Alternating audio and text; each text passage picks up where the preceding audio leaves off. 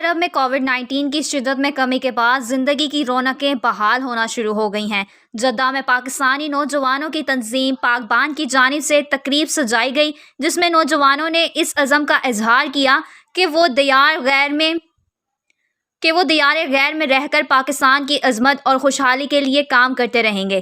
Jeddah report ذکیر Ahmad بھٹی۔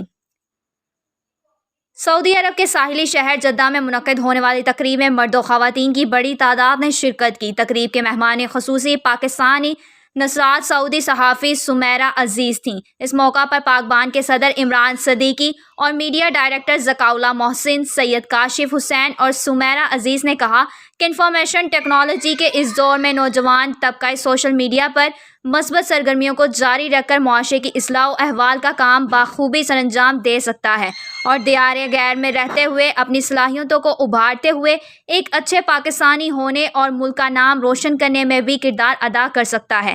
ہماری نوجوان نسل ملک کا اثاثہ ہے، جس نے ہمیشہ اندرون اور بیرون ممالک میں رہ کر اپنی صلاحیتوں کے ذریعے خود کو منوایا ہے۔ سعودی عرب میں مقیم پاکستانی نوجوان ہر شعبہ ہائے زندگی میں آگے بڑھ رہے ہیں اور پاکستان کا مثبت چہرہ اجاگر کرنے میں کردار نبھا رہے ہیں۔ تقریب میں سعودی اور پاکستانی میڈیا سے منسلک صحافیوں کے علاوہ مختلف شعبوں میں کام کرنے والے پاکستانی نوجوانوں میں اعزازی شیلڈ بھی دی گئیں۔